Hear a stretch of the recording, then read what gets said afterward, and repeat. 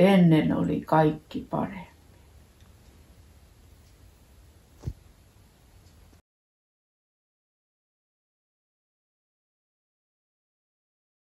Pitikö tämä kuitenkaan paikkaansa Marittan nuoruudessa? Selvitetäänpäs tätä pienen pelin avulla.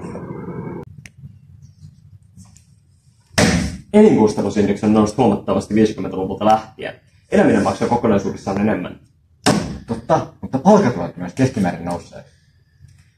Tosi. Äänestysprosentti on laskenut jopa 10 prosenttiyksikköä 60-luvulta lähtien. Vähemmän ihmisiä päättää asioista. Pitää paikkansa, mutta suomalaiset ovat korkeammin koulutettuja kuin koskaan ennen. Sun pitää vetää aikamoinen ässä hihasta, jos haluat voittaa tämän. Niin mulla onkin. Nimittäin hiilidioksidipitoisuus.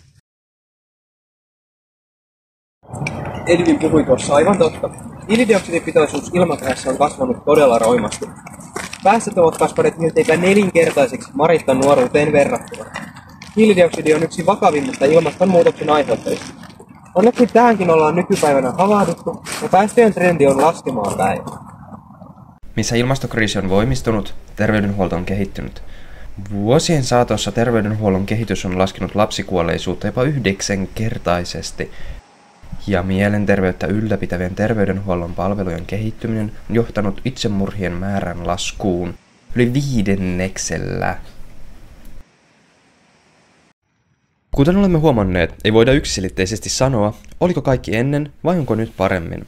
Onneksi moni asia on silti nykypäivänä hyvin ja parempaan päin pyritään. Kuitenkin yksi asia on varmaa. Internet tuo nykypäivänä paljon paremmat mahdollisuudet päästä tutkimaan näitä videollemmekin olennaisia virallisia, etenkin tilastokeskuksen tilastoja.